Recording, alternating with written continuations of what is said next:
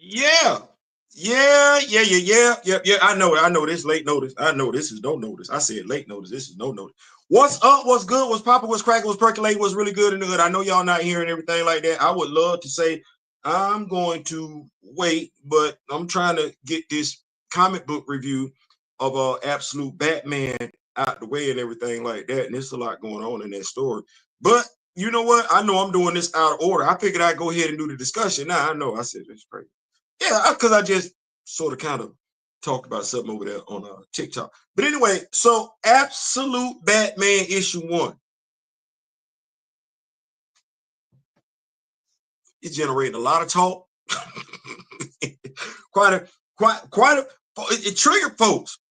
And I can understand why. I'm just gonna say, if you got triggered, there's more than one thing wrong. Like I'm concerned about if you got triggered to the point you mad. I'm going.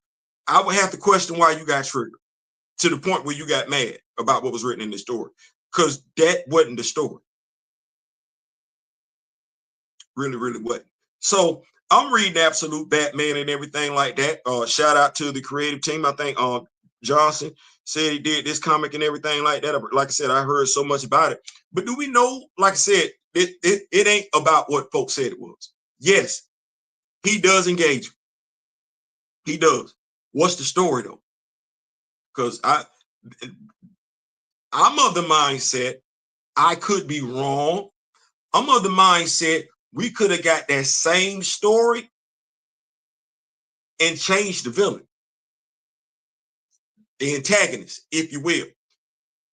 When I'm doing the comic book review, the title of my comic book review is WWTD, as in what would Thomas do?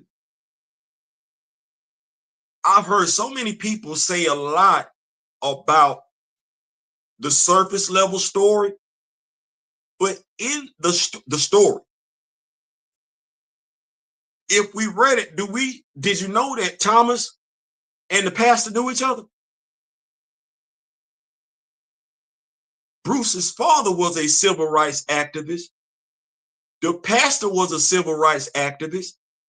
They were both in that same photo together doing the same thing. Now, when we talk about extremist bombing and everything like that, I don't know if I can use that word on YouTube.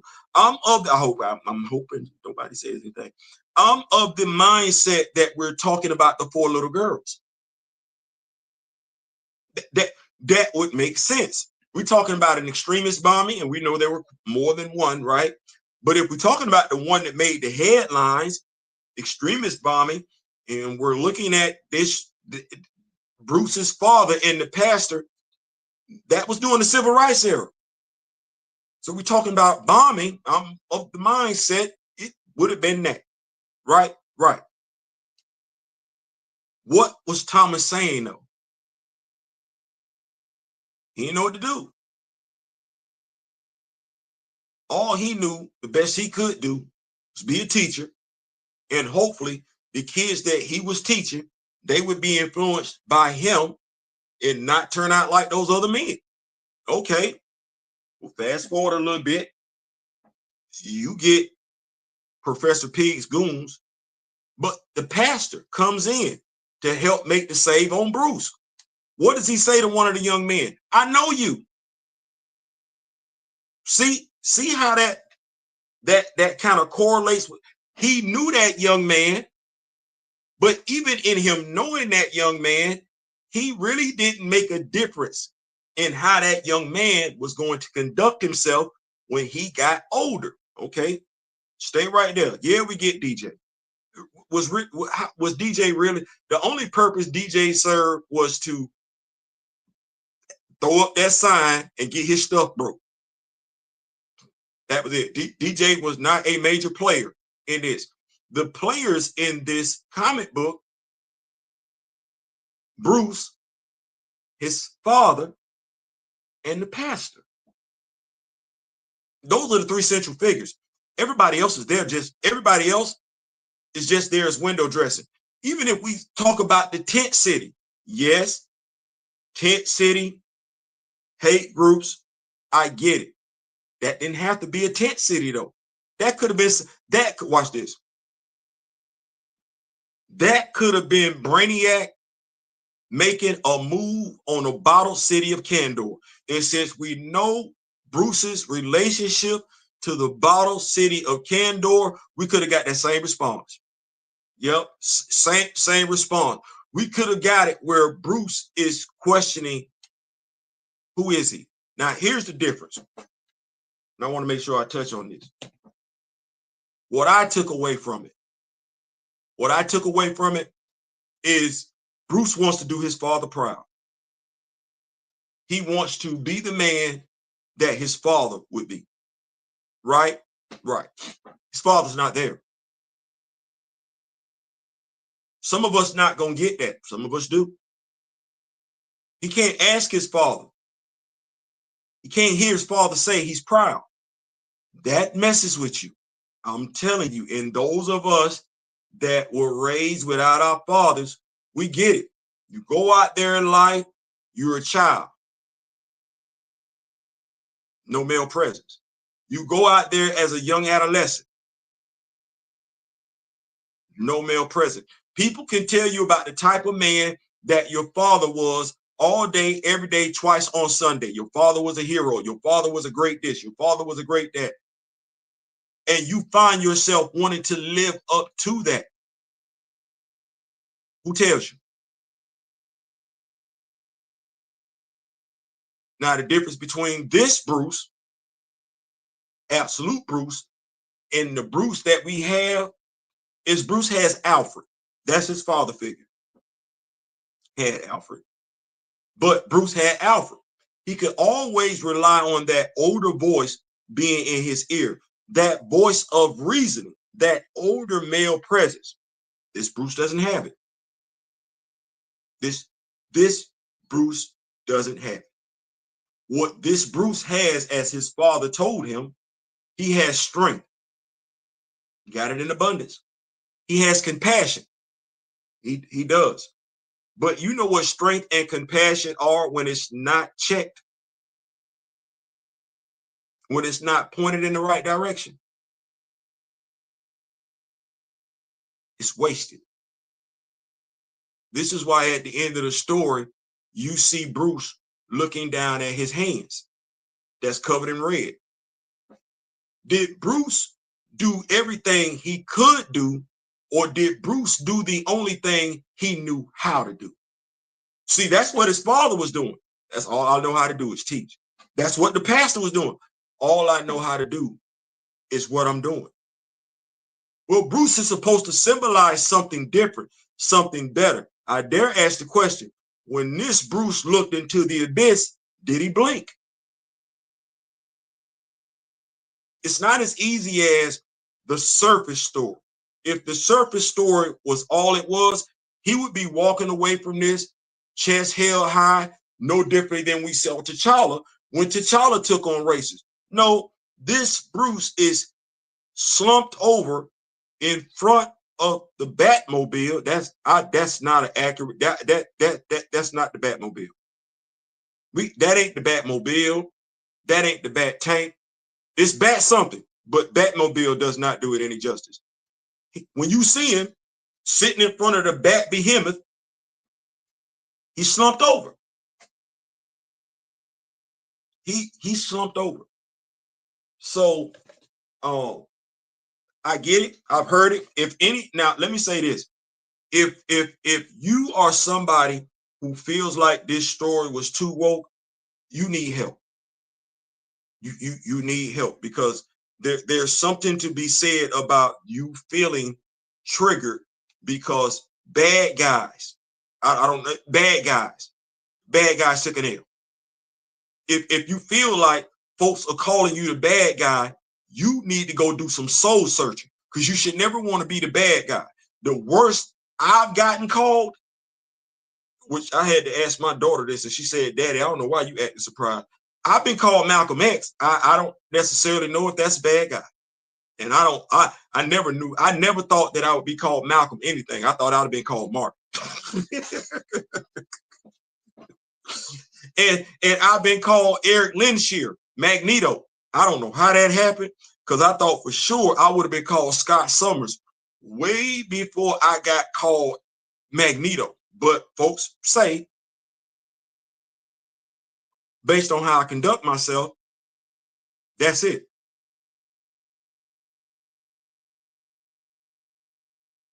Well, if I'm doing some deep soul searching, I'm not offended by those labels. They actually do apply.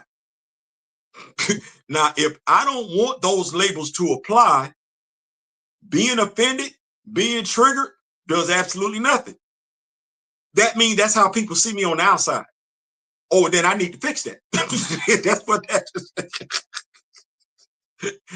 That's what that means. I need to fix that. Let me see. Big Ronnie pulled up. What's going on, Ronnie? Come on, your man. This man out here with the pop-up. I ain't saying, I'm just saying. I ain't saying, I'm just saying. So if you felt like you were being targeted in this story, that the author don't know you. The writer does not know you, does not. You shouldn't want to be lumped up with them, because the group that he was portraying, yes, that is a hate group. That is absolutely a hate group. That is what that is. So if you got triggered because you felt like he was saying you belong to a hate group, he was implying you belong to a hate group. I don't know what you want me to tell you other than this, and this is just facts. Your ancestors were either born in America, immigrants to America, as in they came to America on their free will, or they were brought to America without their free will. That it's only three categories. Your ancestors were either born in America,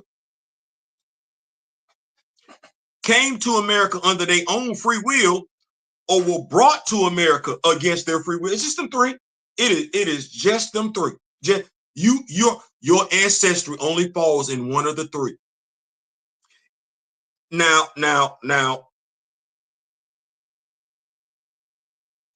if you buy into that man-made construct race, if you buy into that and you don't say you're red, you're not from the Americas.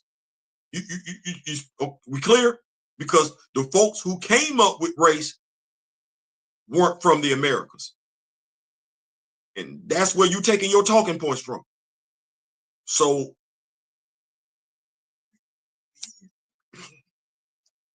the group in the comic book is a white supremacist group. It is. That's what that is. That don't mean that applies to you, though. Being white is not synonymous with hate. If you take it that way, being white is not synonymous with belonging to a white supremacist group. If you take it that way, because when they write about the gangs in the comic books that Sam be taking on, that Jefferson be taking on, I don't get triggered. You know why? I'm not a gang member. I'm not gang affiliated. I'm not doing nothing that I ain't selling no nonsense. I ain't stealing from nobody and everything. That when that demographic shows up in a comic book, I don't get mad. I don't get triggered. That ain't got nothing to do with Theo. they just in the story, but they are real, right? I heard some folks got upset about corrupt cops. It's been corrupt cops in Gotham ever. When we get introduced to Bruce in the main universe, it's corrupt cops in Gotham. So what we feel like, because we got, so I want to make sure I got this right. So we're saying we feel like, because the writer put cops, police officers, pulling up to also put hands on immigrants, homeless people, we're saying that doesn't exist in real life.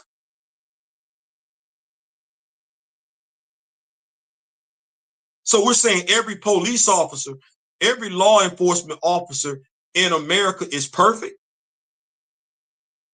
So we're saying out of all the law enforcement officers in America, this ain't no small, we're saying none of them are bigots. We're saying none of them are prejudiced. That's what we're saying. None. Stop it. Stop it. That's a lie. Ain't no need of nobody getting mad. That's just fact. That's just fact. But now, if you aren't said police officer that harbors these feelings, you shouldn't be triggered. You shouldn't feel insulted. You shouldn't feel slighted. Hell, if you anybody that's able to critically think, you know better. In essence, you know corrupt cops exist. Like, I don't want to do that. Don't we see police officers getting arrested left and right?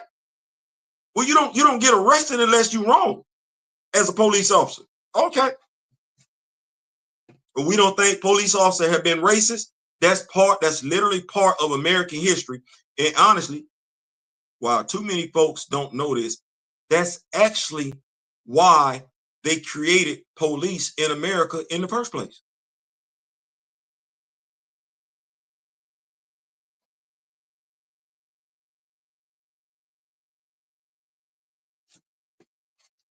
No, somebody gonna say that's the wise tale. No, it's not. Oh, let me keep up with these notes though, because I came in here for an educational time, a good time, not to be confused with a long time. Turn this down. We got Afro Samurai. Appreciate you, Afro. Appreciate you putting up. Like I said, I came in here for a good time, an educational time, a fun time, not to be confused with a long time. I just want to go ahead and get that out there. As who was that? Public Enemy. Don't believe the hype. Don't believe the hype. Don't take that bait. Don't do none of that. Folks gonna want to get you gassed up. Those that are pissed off calling this a woke comic book, they telling on themselves. Let them tell on themselves. Say thank you for telling me exactly who you are. They've been identified. You can go ahead and put them up under the category. They swear up and down they do not fit under, but as soon as they get mad, tell you this comic was woke and or that is trash, they're telling you exactly who they are. Just go ahead and file them away. Just go ahead and file them under. You can file them up under the B category. You can file them up under the M category for misogynist. You can file them up under the narcissist category. We got bigot, misogynist, narcissist, right? They're gonna check all that. Because anybody that actually reads this comic book reads it. This story is about Bruce and his internal struggles as a young man. This is a coming of age story. This story is about a young man who misses his father and wishes, considering what he's doing right now, trying to fight for the soul of Gotham, he wishes his father was still here to be that voice of guidance. And without that voice of guidance, as he looks at his hands and sees the red rum on it, he realizes he could go too far. While Bruce might feel like he did the right thing in stopping the racists, the bigots, right? He's probably asking himself, was there another way? And that's probably what he's doing, at least to me. So that's my time. I'm out. Like Kamoyo said, this was a pop-up. That's all it was. I wanted to break down the comic book. I'm doing the comic book review. Pretty much the same way, but we got the pictures and everything like that. But it's going to take a minute.